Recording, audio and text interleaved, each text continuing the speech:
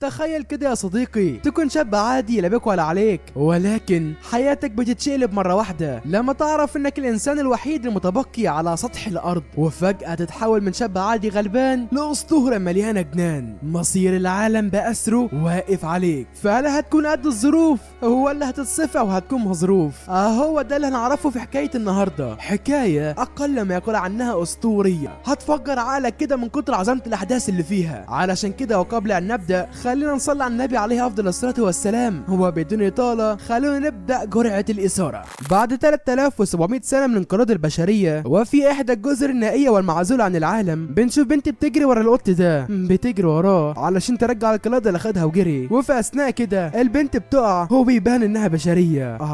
سحقا يا جماعه، الكل مستغرب ده ازاي كده. القط بقى بيستغل الموضوع ده واوام بيغفل البنت وبيهرب، بتقع خلاص وشكلها دي نهايتها. لكن لحسن الحظ الواد ده استخدم قدراته ولحقها قبل ما تقع، وكل سكان الجزيره بيتلموا على البنت الغلبانه وناويين يقتلوها. البنت بتحاول تهرب لكن الواد التاني ماسك ايديها جامد، بتحاول تهرب تاني وهو بيقول لها حالك اهو يا ست البنات، اخدت من القط اللي بيجري. بيخلع بعدها الزنط بتاعه وبيطلع بشر هو التاني. الله، محد فاهمنا حاجه يا جماعه. الواد بقدرات سحريه بياخد البنت وبيجري، وهي طبعا ما كانتش فاهمه اي حاجه. بيجيب لها طقم جديد وبيقول لها ما عدتيش تيجي هنا تاني، العالم ده انصاف البشر وبس، ولو قدروا يمسكوكي فوقتها مش هيمسوا عليكي، فاعقلي كده وتعالى معايا خرجك من هنا. البنت طبعا رفضت والواد قال لها براحتك، وقوام سابها ومشي. وهي بقى بعد ما فكرت مره تانية حست بغلطها وراحت تشكره وطلبت منه يوديها للبرج ده، والواد طبعا بيوافق. هو الصراحه مش عارف هيحصل ايه هناك، بس قشطه خلينا نكمل. العيال فعلا وصلوا للبرج والمنظر كان جميل، بتشكره على مساعدتها وبعدين خدت بعضها ومشيت. اما الواد بقدرات سحريه فبيرجع على محل الحداده، بيتكلم مع واحد من انصاف البشر وبيساله على شغل ليه. الحداد فكر شويه كده وقال له عندي شغل مناسب ليك، وابسط يا عم، الشغل ده بدون اي خبرات سابقه هو كمان بمرتب عالي، يا انا هتنبسط. كل اللي انت هتعمله بس هو انك انت هتحمل اسلحه اللي في المستودع وخلاص. الشغل ده مريح جدا، غير انك انت هتاخد فلوس بالكوم، فالمهمه دي بردك تبع للجيش. فالواد استعاذ بالله من الشيطان الرجيم وقال له تمام. ركب الطياره فعلا ووصل للمكان، ولكن الوقت كان متاخر، الدنيا كانت ليل والجو برد، والجسر اللي بيمشي عليه مش احسن حاجه هو كمان، وشكله كده هيتكسر. وفجاه بيسمع صوت غريب، بيستنى لحد ما يقرب منه، ولكنها بتطلع البنت ديت وبدون اي مقدمات بتهجم عليه بكل غباء، بتقول له ارحل من هذا الفناء. الواد طبعا ما بيفهمش الكلام وكل اللي بيعمله تفادي الهجمات. البنت بقى بتطلع على الجسر، بس لانه متهالك مش مستحمل وزن البنت واتكسر. الواد طبعا جرى عليها ولحقها، لكنها اديته على دماغه واغمى عليه. بتيجي عليها البنت ديت وتشوف اللي بيحصل، بس التاني بتقول لها ما تقلقيش كله تحت الدومينيشن، مفيش حاجه يعني، كان في بس ولد مشبوه كده بيقرب من المكان وانا قمت معاه بالواجب وزياده، والدنيا تمام يعني. البنت الكبيره بقى بتقرب منه وبتتفاجئ ان هو نفس الواد اللي انقذها الصبح. الواد ما كانش مغمى عليه ولا حاجه، وبيتصدم اول ما بيشوف البنت دي، فهي اصلا نفس البنت اللي قابلها في الجزيره الصبح. البنت الصغيره بتقول انت لسه عايش؟ طب خد، هو احلى مسا عليك يا صديقي. بيدخلوا على البيت بقى والواد بياخد دش، ولما بيطلع بيقابل البنت دي والظاهر كده انه يعرفها كويس، بيقول لها انت بتعملي ايه هنا؟ الله يخرب بيتك. قالت له مالك كده امال، لا تكون شفت عفريت ولا حاجه. قال لها بتعملي ايه هنا بس رد عليا. قالت له ده يا عم الروش انت مكان شغلي، وبما انك انت هنا فانت زميلي الجديد،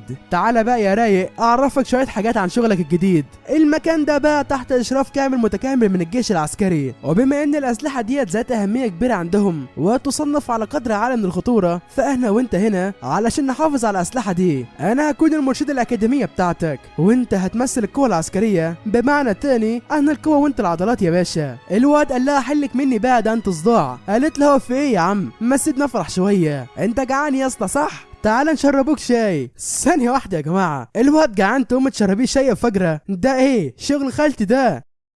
الواد بيخرج عن صمته وبيقول لها انا برضك لسه ما فهمتش انتوا عايزيني ليه هنا. قالت له علشان شغل يا حبيبي، ولانك غالي عندي فانا هغششك وهقول لك على شويه نصايح، وده عشان تعامر معانا وما تتقتلش من اول يوم زي 17 واحد قبل منك يا حبيبي. فهم اختفوا بعد يومهم الاول وما حدش عارف عنهم اي حاجه، ما حدش يعرف اذا كانوا عايشين ولا ميتين، فعلشان كده انت ليك حريه الاختيار، يا تفضل معانا هنا وتشوف شغلك يا تاخد بعضك وتمشي من هنا. الواد قال لها لا، انا مش زي العيال التوت اللي انت تعرفها مرة فيهم انا استثنائي، واحد مش زي الباقي، فهكمل معاكم عادي، مش عشان هو عايز فلوس، لا علشان هو استثنائي بس. هو واخد لي بالك، ما علينا يعني. البنت طبعا بتطير من الفرحة، وبنلاحظ ان الاطفال الصغيرين كانوا بيراقبوهم. الواد ده اسمه شو، وليه ماضي غريب نتعرف عليه قدام شوية، لكن دلوقتي فهم بيفضلوا طول الليل بيتكلموا ويحكوا في مواضيع تخص الشغل. ولكن لما ناي بتحس ان في حد بيتصنت عليهم بتقول له شو نكمل كلامنا بكره يا رجوله، تصبح على خير، سلام. بيدخل الواد على اوضته من هنا، بيلاقي لك الاربع بنات بيتصنتوا عليه من هنا، بيفتح لهم وبيدخلهم جوه قبل ما ناي تحس بيهم. بيبدا يتكلم معاهم بكل اريحيه، والبنات بيعرفوه عن اسمائهم، وفي المقابل هو كمان بيعرفهم عن نفسه. بيقولوا له احنا لاحظنا من طريقه كلامك انك تعرف المفتريه نايا، مش كده؟ قال لها انا صحيح اعرفها، بس علاقتنا سطحيه لابعد الحدود. البنت دي بتسقف له وبتقول له جدع انك انت قطعت علاقتك معاها، هي اصلا مفتريه وشريره. ساعتها بتدخل البنت بتاعت الصبح وبتقول لهم يلا يا بنات علشان نسيب عمو يرتاح شويه. البنات حاولوا يقنعوها تخليهم يتكلموا مع شو شويه، بس التانية ما بترضاش وبتهددهم انها تنادى على نايا. فالعيال طبعا بيترعبوا وبيسمعوا الكلام. البنت ام شعر ازرق دي اسمها كاتوليا، بتقول له انا اسف على البنات عملوه، وريح ظهرك كده ونام، واوعدك ان الموضوع مش هيتكرر تاني. قال لها ما تاخديش في بالك، انا متعود على كده اصلا. فالبنت بتقوله تمام، وهو بتسيبه وبتمشي. الواد بيقول لها طب بص استني بس، عندي كام سؤال محيرني ومحتاج الاقي لهم اجابه. الاولى، هي دي ازاي منشاه عسكريه وفيها بنات واطفال كده؟ دي اشبه بانها تكون حضانه ولا مؤاخذه يعني. هو السؤال الثاني، هي فين الاسلحه اللي المفروض احميها؟ قالت له هو انت ما تعرفش؟ طب بص يا سيدي، اجابه السؤال الاول في الثاني واجابه الثاني في الاول. فبيقول لها اهم حاجه ايه؟ قالت له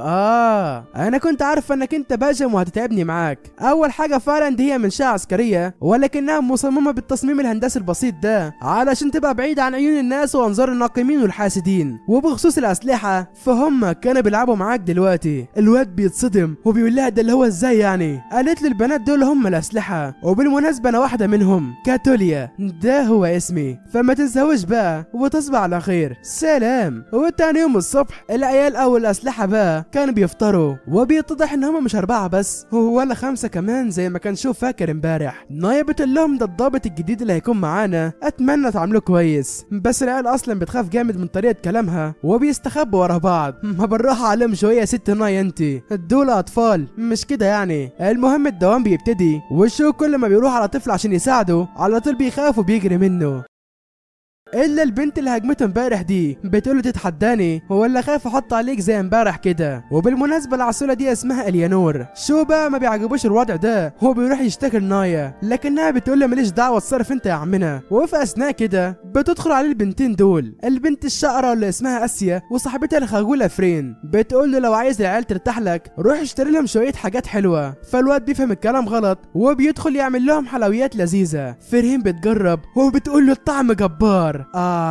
تصدق تنفع يلا. بتنادى على باقي العيال ياكلوا، والاكل بيعجبهم جامد. شويه حلويات بسيطه ما كلفتوش 7 جنيه ونص حتى، لكنها كانت كفيله تزود ثقه العيال بيه وترفع من احترامهم ليه. وفي اثناء ما الواد كان متاثر بتدخل عليهم نايا، بتقول له طالع قمر في المرايه والله. فالواد بيتحرق جامد وبيقلعها في ثواني. بس انت فاكر ان العيال دول هيسيبوه يا صديقي؟ لا والله، بينط عليه بيقولوا له عايزين تاني. فالواد طبعا بيعمل لهم اللي هم عايزينه. وبعد يوم حافل ومزدهر مليء بالاحداث المشوقه، الليل بيجي والكل بينام. هو الصبح بقى كاتوليا كانت بتراقب الواد من الشباك. هو الشكل كده السناره غمزت يا صديقي. اسيا بتقول لها الله الله ما كنتش اعرف انك واقعه كده. بتقول لها واقعه على ايه؟ والبنت بتتحرق جامد. وفي الاثناء دي شو كان قاعد مع الاطفال بيلعب معاهم. هو الوضع اخر روقان، بيلعبوا الكوره الطايره وفاكرين نفسهم هناك وغايمه مبدعين اللي هم بارك. المهم بقى البنت بتبعت رساله عائم طويل، وللاسف الكوره بتفلت منهم. البنت دي بتروح عشان تجيبها لكنها بتقع، ولما شو بيروح يطمن عليها بتضحك له وبتقول له انا كويسه ومفيش اي حاجه. صحابها بقى بيقولوا لها هات الكوره ويلا بينا نكمل لعب. ساعتها الواد اتصدم ازاي كده، والمفاجاه ان البنت المصابه بتروح تجيب الكوره ولا كأن في حاجه حصلت.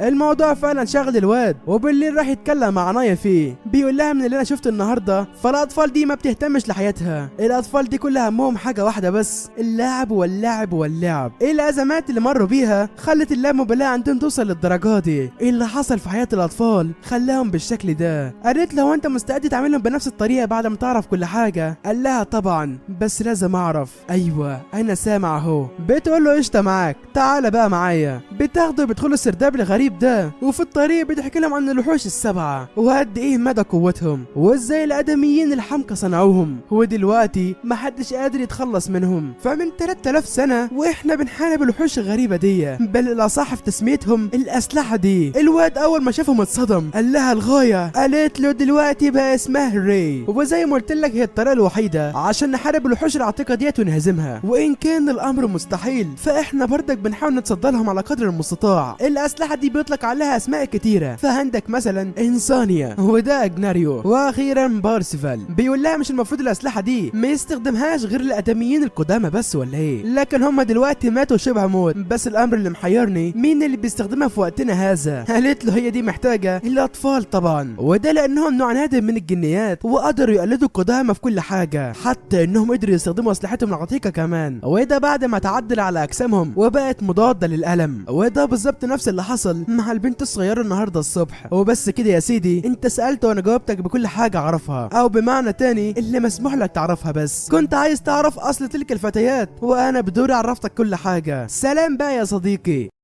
الواد في تاني يوم بيعرف ان اسيا وكاتوليا بقالهم 3 ايام بره ولحد الان ما رجعوش، فبيقرر يروح يدور عليهم، ولكنه قبل ما يبعد عن المكان مسافه كبيره بيلاقيهم داخلين عليه. اي نعم شكلهم متعبين وشكلهم العاطفي مش احسن حاجه، بس الحمد لله على سلامتهم. يعني اسيا بتعرف ان هم كانوا بيتقاتلوا مع احد الوحوش العتيقه، ولكن للاسف قدر يهرب بعد ما سببوا له جراح عديده. المهم الحارس ده بيجي بيسلم الاسلحه بتاعت البنات لشو، وبيقول له رجعهم للقاعده خد بالك منهم واوعى يجرى لهم اي حاجه. الواد قال له ما تقلقش يا عم، وبيرجع بيهم على المعسكر. كاتوليا كان مغمى عليها وشكلها عندها حمى شديده، واول ما فاقت بتحرج جامد لما بتشوف شو جنبها، لكن هو بيقول لها ارتاحي وكل حاجه تحت السيطره. قالت له انا ما اقدرش ارتاح لانه بعد 5 ايام وحش التمر هيهجم على الجزيره من بعيد وهيدمر كل حاجه، علشان كده لازم نحافظ على سلامه الباقي، وواحده فينا تضحي بنفسها، وكانت تقصد نفسها واسيا بالكلام. المهم وبعد يوم حافل البنت اخيرا بتنام، وشو بقى لما بيشوف سيفها بيتاثر وبيفتكر ذكريات ذلك الماضي الأليم، بيفتكر حاملة السلاح السابقة إليا وازاي مصيرها كان الموت، وفي نفس الوقت دوت كانت فيرن بتتصنت عليهم وشكلها سمعت كل حاجة. بيروح الواد يدور على شوية ملفات مهمة كده، والبنت فيرن بتجيب له القهوة وبتتكلم معاه. بيقول لها ان هو بيدور على شوية معلومات عن وحش التمر المتطور ده، ايه مهاراته وقدراته واحصائياته والحاجات دي. البنت فعلا بتساعده وبتجيب له كل الوثائق، ومع حلول الصباح البنت كانت نايمة على حجره من كتر التعب. بتدخل عليهم كاتوليا، ولما بتشوف الكتاب اللي في ايده بتتضايق. بتقول له هو انت ازاي كده؟ انا مش محتاجه منك اي حاجه، احنا الجينات المختاره ولازم نكون قد المسؤوليه دي، مالكش دعوه بيا ولا تتدخل في الموضوع من الاساس. الواحد بيقول لها حلو قوي الكلام، ما تيجي توريني بقى قوه احد الجنيات المختاره. فعلا بيروح على مكان فاضي، وكاتوليا كانت ماسكه سلاحها وشكلها ناويه تقاتل بكل قوتها وما تتسهلش معاه نهائي. شوف الوقت ده كان بيعمل شويه تمرين حماء ولا همه حاجه. بيقول لها انا كده خلصت. بيشيل هو كمان احد اسلحه الراي، وكاتوليا بتتصدم، هو انت ازاي بتقدر تستخدمه؟ ده انا هشلوحك يلا. البنت بتجهز نفسها وبتفعل قوه الراي بتاعها وبوم بتنقض عليه. بس هو ايه اللي بيحصل ده؟ الواد طير منها السلاح بدون ما يستخدم قوته حتى. البنت بتتضايق واوام بتهجم تاني، بس وكما هو متوقع والواد بيطير سيفها برضه.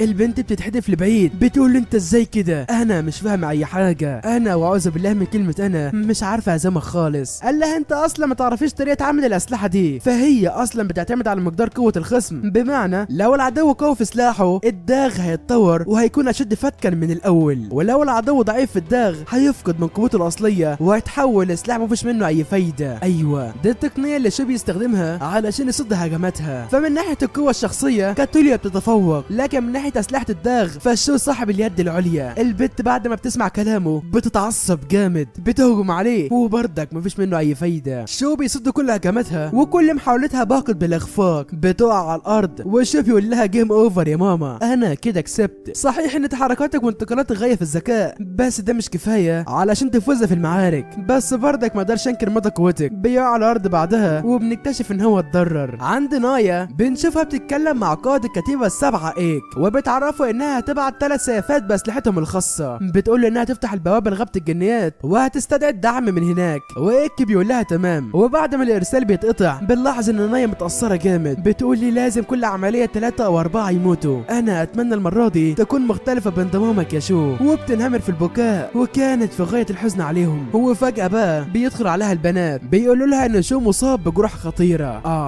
شكله كده بيودع يا صديقي. وبيتضح ان شو ما ارتبطش بالسلاح بتاعه ولا حاجة، وانما ده بالعكس استحوذ عليه بالعافية وقدر يستخدم قوته بدون اي عقد. الشيطان المختوم داخل السيف بقى بيستغل ضعفه ده وبيحاول يستحوذ على جسمه، لكن شو بيكسر السيف وبيختم الشيطان. بيصحى بعدها مفجوع ونايا بتطمن عليه، بتقول له انت فيك ايه يا ابني؟ ايه اللي حصل لك كده؟ هو مش كان تدريب عادي ولا ايه؟ اعضائك الحيويه اتبهدلت خالص وصدرك مدجج بالجراح. قال لها الجراح ديت بسبب معارك قديمه مش من كاتوليا ولا حاجه. فالبنت فهمت الكلام وسابته على راحته. البنات الصغيره طبعا كانوا بيراقبوه وشكلهم قلقانين عليه جامد. نايا بقى بتتكلم معاهم وبتحكي لهم ازاي اتعرفت على شو. هو الموضوع باختصار اثناء ما كانت هي وفيلك الاستطلاع بيستكشفوا احد الكهوف المتجمده، لا شخص غريب جوه الجليد ده. ايوه انت يا شاطر، الشخص دوت كان شو، ولسبب ما كان تحت تاثير لعنه التحجير، ولما تعالج وفاء كان في حاله لا يرثى لها، فكل اجزاء جسمه متدمره واعضاء الحيويه ما عادش فيها حتى سليمه. وعن طريق القراده اللي معاه قدرنا نعرف اصله وفصله وكل حاجه عنه، والاهم انه متحجر من زمن الادميين القدامى. لا يا جماعه كده في حاجه، فانا عايزاكم تسيبوه يرتاح النهارده شويه وبكره تكلموه. بس البنات ما بيدولهاش اي اهميه وبيروح على الواد الغلبان. بتقول له مش شعر ورد ديت بقى انت ادمي يا بسكوت انت، ده انا اقوى منك يا عم، حتى ان البنت اليانور علمت عليك قبل كده. حلوه والله. القرعه بتتباهى بشعر بنت اختها. البنات بقى صوتهم بيعلى وبوم بتدخل عليهم. الوحش المهيمن الكاسر اللعين نايا بنت التنانين بتبص لهم بصه واحده بس، وفي نفس ذات الثانيه المكان كله بيفضى. لا فعلا نايا ديت مسيطره. في الخارج بقى بنشوف كاتوليا وهي متعصبه جامد، بتطلع جناحاتها وبتفتكر كلام شو تنبهته ليها، بتتاثر جامد وبتفتكر قدوتها في الحياه. بتقول معقوله كل اللي انت عملته لي غلط، ومن ثم ترمي نفسها وهي بتعيط. الضابط بيشوفها وفعلا بينقذها، بيقول لها المكان هنا خطير جدا وممكن جناحاتك الجنيه تتقطع. فالبنت فهمت الكلام واعتذرت منه. بيشربوا الشاي سوا والقائد بيقول لها احكي لي بقى على كل اللي في قلبك يا كاتوليا. فالبنت بتقول له انها بعد ما قررت تفجر نفسها في الحرب الجايه شو منعها وعلمها اسلوب قتال جديد ومبتكر، بس انا لسه مش قادر اتخلى عن اسلوبي القديم واغير لحاجه جديده. الضابط ضحك وقال لها كل محارب لطريقته الخاصه وعزيمته اللي بيقاتل بيها، فلو الطريقه السليمه ما اندمجتش مع العزيمه القويه فساعتها يفقد المحارب ثقته في نفسه وعزيمته القتاليه هتتزعزع. فالبنت بتفهم الكلام وبعدها بترجع للمعسكر من تاني. بتلاقي شو ماسك السيف بتاعها ومفعل قوته، بيفعل حاجز ضوئي غريب كده، والبنت بتتفاجئ انت ازاي بتعرف تعمل كده. بتقعد جنبه كده والواد بيتكلم معاها بيفهمها كل حاجه. بيقول لها الاسلحه ديت مصنوعه من سهر تمائم نادره بالضبط كده زي اللي معاك دي، ومن خلال الربط ما بينهم بطريقه معينه بيتكون الراي وبيتشكل على هيئه سيف، وكل ما تغير ترتيب الكريستالات دي قدرات السيف وشكله هيتغيروا بشكل كبير جدا وممكن يكتسب قدرات جديده. البنت بتخرج عن صمتها وانبهارها ده وبتقول انها اتكلمت مع الضابط وخلاص عرفت غلطها. بتقول انها تبذل قصارى جهدها في المعركه اللي جايه وهتهزم الوحش العتيق لوحدها. بتقول له هو انا ممكن ازداد قوه في الوقت القليل قوي ده؟ قال لها بكل تكبر طول ما شو لديكم لا خوفا عليكم، انا هخليكي تزدادي قوه غصب عنك، حتى بل التعديلات اللي بعملها لسلاحك دلوقتي هتكسبك قوه جباره وكمان هتكون مناسبه لطريقتك. البنت قالت له حلو قوي ده. بينتهي من اعداد السيف بتاعها وبيقول لها نامي بقى يا بنت انتي علشان عندنا بكره تدريب. فالبنت ابتسمت وقالت له تمام يا عم. والتاني يوم بيروح الواد يتكلم مع الحداد وبيشكره على كل اللي عمله معاه لحد النهارده. الحداد بيقول له ولا يهمك، والواد بيرجع للمعسكر من تاني والبنات بيروحوا على معركتهم. الاطفال الصغيرين بقى كانوا بيتفرجوا على افلام رومانسيه وسهلين الواد الغلبان معاهم.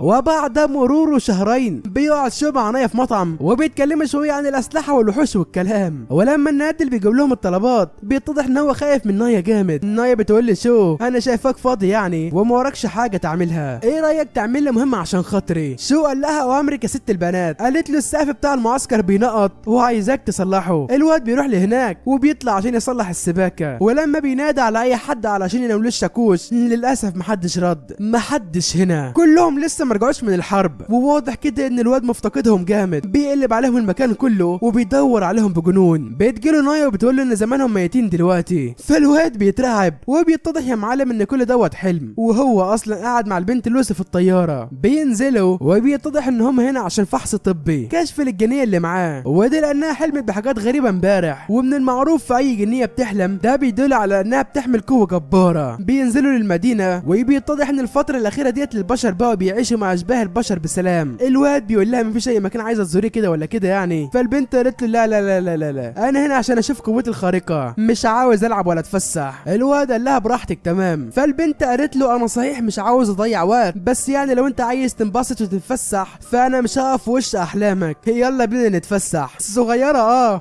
بس واعيه. بيروحوا يزوروا اماكن كتيره والبنت بتنبهر من ابسط الامور، ده حتى انبهرت من كرسي يا جدع، عاوز ايه تاني؟ بيروحوا الكافيتيريا وبيشربوا شاي، ومش محتاج اقول لك ان البنت منبهره كل حاجه حواليها. فجاه بقى الاتنين دول بيمسكوا البياع الغلبان ده وبيكسروا مكان اكل عيشه. الشرطه بتعرف بالموضوع وبيجوا للمكان في ثواني. المعتدين بيحاولوا يهربوا بس شي بيحط رجله وبيكعبلهم، والشرطي بيقدر يمسكهم بسهوله وبيتاخدوا على السجن. وقتها البنت بتروح تعمل كل الفحوصات اللازمه، وشو كان قاعد بره مستنيها. بيدخل على الدكتور المسؤول عن الفحص بيتكلم معاه، وشو بيقول له ايه فايده الفحص ده علشان حاسس ان نايا ضحكت عليا. الدكتور قال له الغرض من الفحص دوت هو معرفه قدره الجنيه على استخدام اسلحه الداغ والتعديل على اجسامهم، وده لو ما عندهمش القدره على استخدام الاسلحه. يعني باختصار سواء كنت تملك موهبه او لا فانت هتطلع من الفحص دوت 100 فل و10. والحقيقه لوسي زي الفل وما عندهاش غير عسر هضم، وده غالبا بسبب الحلويات الكتيره. هو على العموم هي هتفضل معانا النهارده وبكره ممكن ترجع معاك عادي. الواد قال له تمام، واليوم خلص على كده.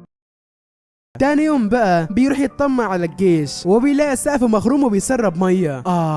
سحقا يا جماعه، ده هو نفس الحلم اللي حلم بيه قبل ما يجي لهنا. شو طبعا ما بيحطش في باله الموضوع وبياخد بعضه وبيمشي. بيخبط في البنت دي اثناء ما كان ماشي وبتقول له انها محتاجه تقابل القائد لايت، وطبعا توصت بكلامها الضابط السحليه زربينيا الضخمه، فقال لها ان هو في مهمه سريه للقضاء على احد الوحوش العتيقه ولحد الان لسه ما رجعش. وقبل ما يخلص كلامه بيسمع بعض الجنود بيتكلموا عن الحرب الاخيره وان القائد لايت بلغهم بمعلومات جديده. الكلام طبعا بيشد انتباهه وبيروح علشان يتاكد من اللي سمعوه. بيوقف الضابط ده وبيسال عن اللي حصل لكنه ما بيرضاش يقول له على اي معلومه، بس بعد ما عرف انه الضابط من المرتبه الثانيه قرر يقول له على كل حاجه. وفعلا زي ما شاف في الحلم وبيتضح ان عمليه الانقاذ باقت بالفشل وكل المجندات ماتوا. سحقا يا جماعه. الضابط بيسيبه وبيمشي، والواد طبعا في الوقت دوت كان واقف مصدوم ومش مستوعب اللي بيحصل حواليه. بيقع على الارض وما عادش سامع حد او حاسس باي حاجه حواليه. بيفتكر ذكرياته معاهم وبيلوم نفسه. بيبص وراه كده وبيتفاجئ ان هم كلهم بخير. لايت، اسيا، فراولين، كاتوليا كلهم بخير والحمد لله. يعني الواد ما كانش مصدق عينه. بيقوم يقف وبوم بيستخدم قدراته السحريه وبيروح عليهم. بيحضن البنت كاتوليا وبيقول لها مش قلت لك هترجعي؟ اسيا طبعا ما كانتش فاهمه اي حاجه، وبيتضح ان هم فعلا كانوا هيخسروا بس وبطريقه ما قدروا يستغلوا نقاط ضعف التمري وقضوا عليه، بس نسيوا يبلغوا ان المهمه نجحت. يعني المهم بعد مضي 7 اشهر البنات بيروحوا مهمه قتاليه جديده وبنشوف قوتهم الرهيبه. مستوى كاتوليا في حته تانية خالص لدرجه ان هم خلصوا على الوحش العتيق في ثواني. بيرجعوا للمقر وبيقابلوا شو وبيطمنوا عليهم. بتدخل عليهم البنت ديت وبتعرف القائد لايت ان في حد بعت لها رساله تهديد وطلب فديه كبيره والا هيقتلها، وبيتضح ان النقيب لايت دوت يبقى عمها. بيقول لها للاسف يا فير مش هعرف اساعدك، ورايا مشاغل كتيره، اطلب من الاخ شو يساعدك. لكن الواد بيرفض وبيطلع لبره. البنت بتمشي وراه وبتفضل تلح عليه وبتقول له ارجوك ساعدني علشان انقذ ابويا، المختلين عايزين يقتلوه علشان امانته في الشغل وكل اللي لجأت ليهم خانوني ومحدش ساعدني، ارجوك ساعدني انت. الواد بيتعصب عليها وبيرفض طلبها بكل صراحه. البنت ساعتها بتتصدم والعيال بيروحوا يجيبوا لوسي من الفحص التاني ليها. اسيا بقى بتقول له شي يوافق على مساعده البنت المسكينه، فبيضطر اسفا ان هو يوافق. بيروح يتغدوا بقى والدنيا معاهم تمام التمام، حتى فير نسيت ان ابوها يتقتل وفضلت تتكلم معاهم بكل رواقه. بيخرجوا بعدها يتمشوا في الجنينه الخارجيه، لكن كان في شخص ملثم بيراقبهم والواضح كده انه من الجيش. ابطالنا بقى مش بياخدوا بالهم من اي حاجه وبيكملوا طريقهم في سكات، ولكن كاتوليا بتلمح الفرقه الموسيقيه دي بتتاثر جامد وبتبدا تفتكر في حاجات. بتفتكر النبوءه اللي فيها المهرجين دول وكانت في غايه الصدمه. العيال بيطمنوا عليها لكنها بتقول لهم مفيش حاجه وبيكملوا تنزه عادي. والواضح كده ان المدينه ديت سياحيه. بيتردد فيها العديد من المشاهير وتعد من اكتر المدن اللي بيتصور فيها افلام. لا فعلا المدينه جميله. بيروح على بئر الامنيات وقبل ما يرموا فلوسه يتمنوا امانيهم بيتحاصر من كل الاتجاهات. بيقرب منهم زعيم العصابه وبيهدد فير وبيقول لها ابوك الكلب مرضاش يدفع اي فلوس وقال لنا ان كل حاجه معاك انت واحنا دلوقتي متضايقين وانت هتموت دلوقتي انت والكام هالفوت اللي معاك دول لو ما سلمتوش الفلوس حالا ودلوقتي. البت قالت له اعلى ما في خلك اركبوا يا اراجوز انت. الزعيم اتعصب جامد وامر رجالته بالاجهاز عليهم. بس انت متخيل ان هم يعملوا اي حاجه والاسطوره شو موجود يا صديقي؟ لا والله بيقرب عليهم وفاكرين ان هم هيهدوا بس ما يعرفوش ان شو محدش قده. بيحط عليهم بصباع واحد ده لمسه وده لمسه وده لمسه وبيحط على الكل في ثواني وبيقول للزعيم بقى هم دول رجالتك اللي عمال تتنطط بيهم يا هفا انت وهلا اقول لك يا اراجوز اتصدق عليا عليك احسن. الاراجوز اتصدم. لا الزعيم اتصدم وكان في نص هدومه بيشاور لرامي السهام المتخبي كويس وفاكر ان هو هيغدر بيهم لكن بيتكعبل وبيقع من طوله اصلا. وكان لقطه من اكتر اللقطات اللي ضحكتني الصراحه. بيتعصب الزعيم اكتر واكتر ولسه هيهجم عليه الحكومه بتكبس عليهم بيعتقلوهم كلهم بيترحلوا على السجن ويخرب بيت الجمدان الصراحه. اول مره اشوف الظباط بيشموا الجريمه عن بعض. ما تقولش كلاب يا جدع. ما علينا يعني. البت بتشكر الواد على مساعدته ليها وبحلول الليل بيتكلم شو مع كاتوليا والبت بتقول له انها كشفته وفهمت كل حاجه. بتقول له شفتك وانت بتستخدم العملات في صوابعك يا خبيث انا اصلا كنت مراقباك وعرفت كل حاجه. قال لها كان لازم اعمل كده علشان اكسر بنفسهم. لا واعي. البت قالت له خلاص فهمت. واثناء ما كانوا راجعين بيقف قدامهم الشخص ده احد قاده الجيش ومن الرتبه الاولى بيسالهم عن سبب تاخرهم ده بس العيال بيتجاهلوه وبيمشوا. لكن لما بينطق اسم الشخص اللي بعته الواد بيغير رايه في الحال بيقول له خلاص انا هروح اسيد الناس بس البنات دول في امانه عهدتك. قال له تمام يا عم اعتبرهم اخواتي. البنات بتركب الطياره وفعلا بيوصلوا للبيت.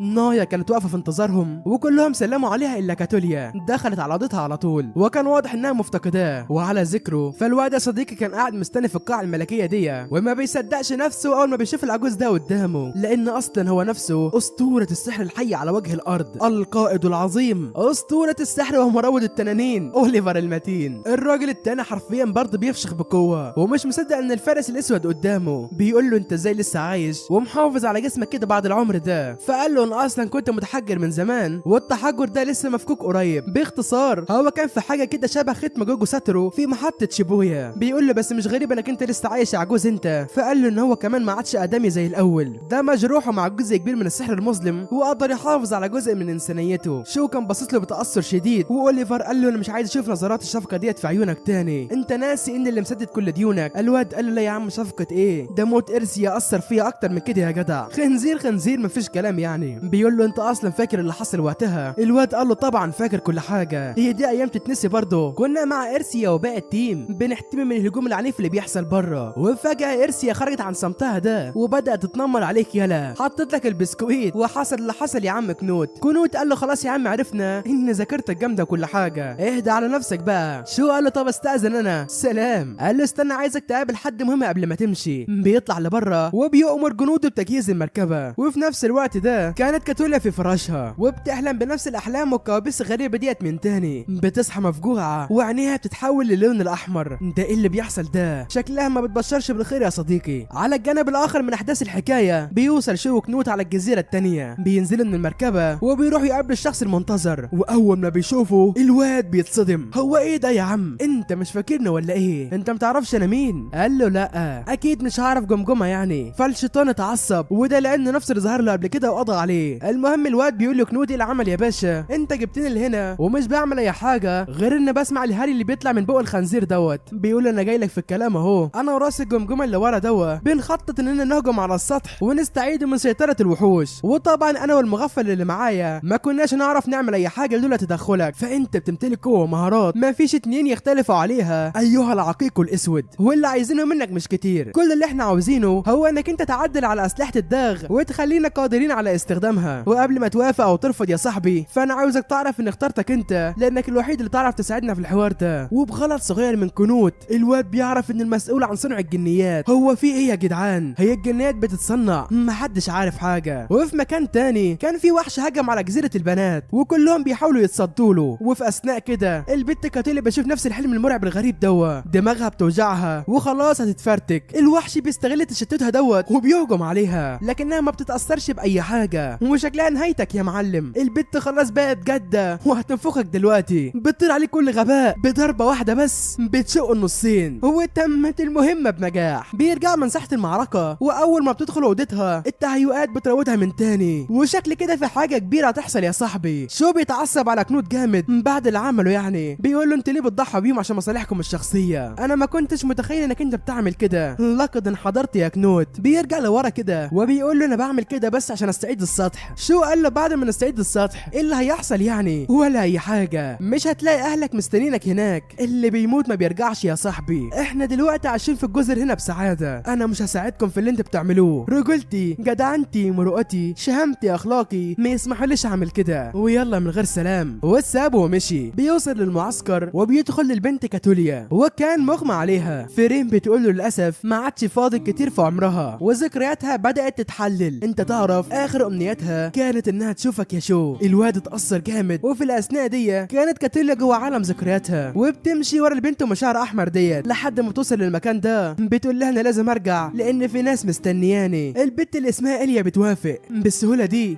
بالسهوله دي عادي، يعني مفيش اسهل من كده. شو بقى كان بيتكلم مع نايا وبتحكي له على كل اللي في قلبها. بتقول له قبل ما تيجي لهنا كانت كل حاجه خربانه ومأساويه، كل واحد عايش على هواه وفاكر ان الدنيا تمام معاه، لكن الحقيقه عكس كده خالص. فقبل ما تيجي لهنا كنت ببكي كل يوم من قبل ما انام لغايه ما اقوم، نهاري ليلي وليلي نهاري، والمعنى ان ايامي ما فيهاش جديد. فالواد بيحس بألمها وبيطمنها بان كل حاجه تبقى بخير باذن الله. وفعلا البنت بعد ثواني بتفوق والدنيا عسل قوي. اسيا وفريم بيدخلوا عليها وشكل خصوصيه منعدمه في البيت، كل واحد بيعمل اللي على هواه بس ما علينا يعني.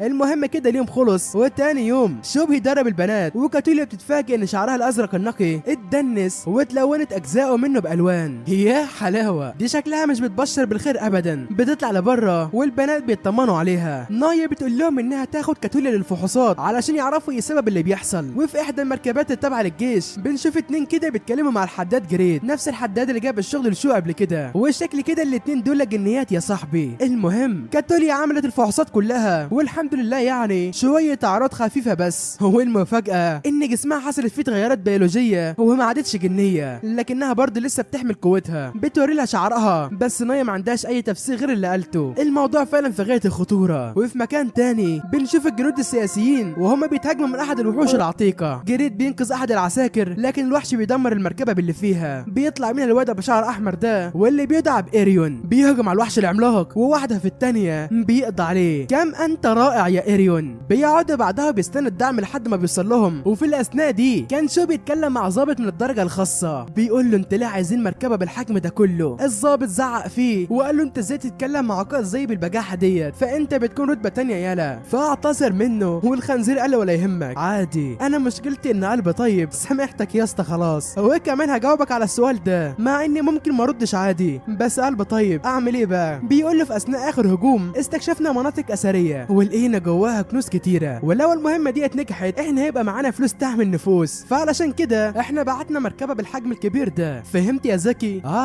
فهمت يا باشا. بيديله الكتاب وبيقول له ده في كل التفاصيل اللي هتحتاجها. بيفتح الواد الكتاب وفي اولى الصفحات بيتفاجئ جامد. الجدران سميكه، الارض متشققه، معقوله دي اندوريا مسكت راسي. بيسرح في خياله كده وبيفتكر اهله وعيلته، بس بيقطع عن ذكرياته ديت صوت الخنزير وهو بيجعر له. بيقول له كمل تصفح بره وما تقرفنيش معاك. فالواد فهم الكلام وسابه ومشى. وفي الطريق اتقابل مع كاتوليا واتسوق شويه حاجات، وبعدها بيقعدوا في احد الحدائق. وشو عرفها انه هيروح للسطح مع فرين، وده عشان يساعد شويه في الحرب، وبرضك لانه مهتم بسيف موجود هناك ولازم انه يسترجعه. البنت قالت له تمام يا عم بس رجلي على رجلك، انت فاكرني هسيبك ولا ايه؟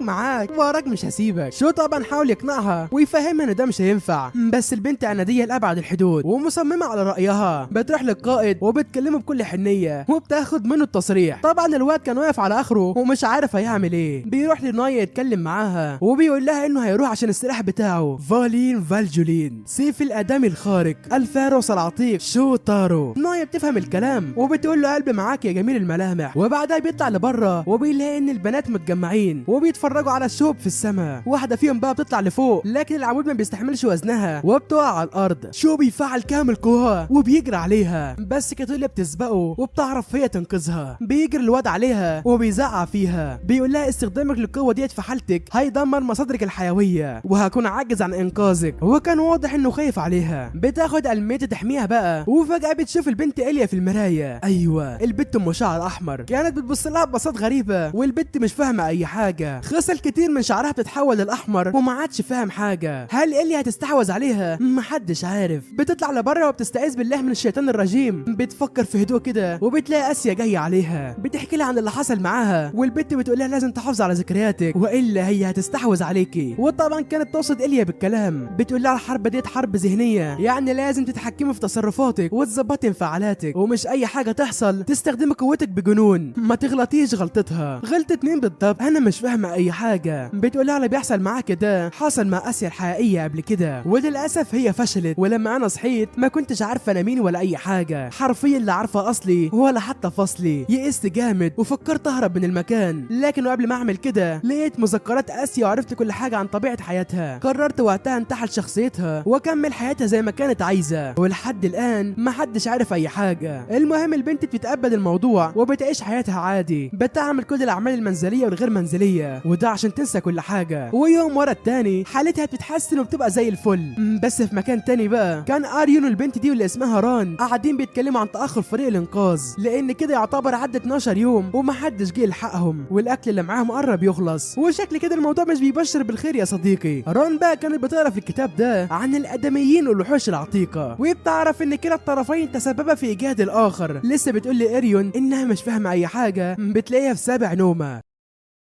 المهم بعد احتفال توزيع الهدايا من مهرجان تساقط الثلج، الثلاثه بيحزموا امتعتهم وبيستعدوا للرحيل. الاطفال بتودعهم وفي اعينهم نظره حنين. آسيا بتتكلم مع كاتوليا وبتديها شويه نصايح، وده عشان تطور علاقتها الرومانسيه مع حبيب القلب وكده. يعني ما علينا. العيال فعلا بتروح على المعسكر، وبعد مضي 3 ساعات بيوصلوا على المكان وبيقابلوا إيرين وران بيسلموا عليهم. والشو بيسأل ران عن مكان الاثار النادره، بيروح على هناك وبيقابل نفس النقيب الاول والمسؤول عن تلك العملية. بيقابل هناك العفريت الحداد واللي كان بيتخانق مع المدير اصلا، وده لان بعد فرقة من الجنود الغير قادرين على استعمال اسلحة الداغ لقتال احد الوحوش. النقيب بردك مصمم على رأيه، ما بيعبرش اي حد فيهم وبيمشي. جريد هو كمان بيروح عشان يظبط شغله، وشو بيراقبه من بعيد عشان يلاقي السلاح اللي بيدور عليه، لكن للاسف بيفتكر ذكرياته وما بيقدرش يتحمل وبيسيب المكان من كتر الالم. بيرجع على السفينة وبيلاقي كاتوليا منظفاها كلها، مشغلها معاها كل الطاقم، والواضح انها متخرفنين عليها. شو بقى بيدخل على غرفة الادوات وبيدور على السيف الاثري، وفي نفس الوقت ده كاتوليا عينها بتتحول للاحمر وبتنتقل لعالم الذكريات. بتتكلم مع إيليا وبدون اي مقدمات البعد المكان اللي هم فيه بيتكسر. بتظهر من البنت ديت وفيها شبه من كاتوليا شبه كبير، بس الاختلاف بس في لون الشعر. بتدخل عليهم وبتهاجمهم بكل غباء، وللاسف الرؤية ما بتكملش وبنرجع للواقع تاني. كاتوليا بتصحى وبتقول الحمد لله انا لسه عايشة. بتقوم تحضر الاكل وبتفطر الرجالة، وكلهم بيقولوا لا استحالة، ده ايه الجمدان ده كله يا بشبشة؟ هو انت يا ابني معاك حتة المزايا، اتمنى تحافظ عليها وما تزعلهاش منك ابدا. فالواد بيتحرج وبيرجع للمستودع تاني، بيدور على السيف الاثري. بيدخل عليه ارين وران وبيطلبوا منه صيانة اسلحتهم، فالواد طبعا بيوافق وبيظبط كل حاجة. كاتيليا بتدخل عليهم بالغدا وبيقول لها انه خلاص لا السيف اللي كان بيدور عليه. غلبة نور، السيف الاقوى والاكثر رعبا وتدميرا على الاطلاق. بيخلص الصيانة من هنا وهو بيشك في حاجة غريبة من هنا. بيفتكر الكلام اللي قاله له كنود وذكرياته السعيدة بتتلاشى. بيقع على الارض مصدوم وكان في حالة يرثى لها. البنت بتتكلم معاه وبتحاول تهديه، بيطلب منها بكل تأثر تكمل حياتها معاه وبيقول لها تتجوزيني يا كاتوليا. فالبنت طبعا ما بتصدق وبتوافق على كلامه. وتاني يوم البنت كانت فرحانة جامد وبتفتكر كلام شو ليها، مش مصدقة نفسها، فرحانة مبسوطة على الاخر. بتروح علشان تاكل ومن ملامحها الكل بيعرف ان اكيد السنارة غمزت.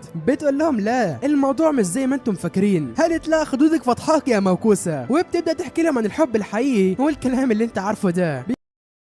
بيروحوا بعدها على مكان الاحطام وبيقابلوا جريد هناك. بيشد انتباه الصورة دي فبيروح عشان يتأكد من حاجة. بيلاحظ انها الصورة قديمة عن الملكة إيليا، وازاي هزمت الاربعة زعماء بكل سهولة، حتى انها ملقبة باسم إيليا الحاصدة. وبالمناسبة يعني الاسم ده مش بيفكرك بحاجة؟ ايوه انت كده فل. المهم بيكملوا طريقهم مع جريد وبيوصلوا على مكان الاثار العتيقة. الواد ذكرياته لسه مأثرة فيه، وفجأة البنت كاتوليا بتشوف نفس الرؤية من تاني. الارض من تحتهم بتتكسر وبيقعوا لتحت. بيخرج من الحفر ديت وحوش كمان، والوضع بقى مزري لأبعد الحدود. النقيب الاول كان هيتم القضاء عليه، بس فرين بتخلص عليهم يا بيه، وحوش تانية هي كمان بتظهر، والدنيا مولعة فعلا. كاتوليا بقى كانت قاعدة تحت الارض ومصدومة من اللي بيحصل لها، والصخرة كسرت ظهره. بيقول لهم مفيش حاجة، خلونا نكمل الطريق ونخرج من هنا قبل ما اي حد فينا يتأذى. بيقرر انهم يستكوا الاتجاه ده لانه في اضواء، لكنه قبل ما يقطعوا نص المسافة حتى بيلاقي كل اعضاء فلك الاستطلاع بتوع امبارح مقتولين بطريقة بشعة جدا،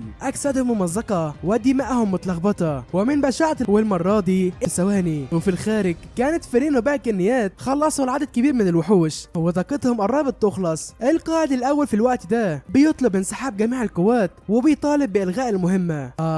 ده انت جبان بصحيح. الوحوش بتقرب منهم بقدرات استثنائية، لكن وبعد مدة وجيزة من توليها الحكم بيتغدر بيها وبيتم حجزها. زي ما انت شايف المكان حواليهم بينهار، وشو بيشيل كاتوليا وبيجري بيها بكل سرعته. بيخرج من المكان وبيوصلها للمركبة، بيفضل جنبها بقى وبيلوم نفسه على كل اللي حصل معاهم. بيقول انا كان نفسي اساعدك واحميكي، بس للاسف كنت اضعف مما اتخيل، ما قدرتش اكون قد ثقتك ديت. انا بجد اسف يا كاتوليا. كل الكلام ده طبعا كان طالع من اعماق قلبه، وفرين كانت بتراقبهم وسمع كل الكلام. مشاعر شو الصديقة بقى اللي قضتها مع شو البقية بتشوف استكمال للرؤية، وبنلاقي ان كاتوليا المستقبلية بتحاول تقتل إيليا بس بدون اي فايدة. كاتوليا بتقول لها انا عارفة انك انت اقوى مني، بس انا بعمل كده عشان اللي بحبهم. انا عارفة ان الحرب ديت هتنتهي بخسارتي، بس كان لازم احاول على الاقل. من زمان وقبل 3000 سنة كان في جنس شرير عايش على الارض واسمهم هو البشر. عاشوا في الارض فسادا، افسدوا واحرقوا وخربوا كل ذات عماد. وفي الاثناء دي ظهر 3 ابطال وقفوا قدام مصالح البشر واهدافهم الغريبة، والنتيجة لكده صنعوا وحوش علشان تهاجم الابطال، وفعلا قدروا يقتلونا. ايوه انا إيليا البطلة القرمزية. وبالمناسبة يعني فانا ظهرت لك انت بالذات لان اسم روحك هو إيليا، لانه زي ما انت عارفة الجنيات بتتولد من ضحكات الاطفال. من ساعة ما ليلي قتلتني وانا محبوسة هنا، محبوسة غرقانة في احلامي، وبحلم باليوم اللي هرجع فيه للعالم وهنقذ ما كل ما يمكن انقاذه. بس انت نقاء روحك وصفاء قلبك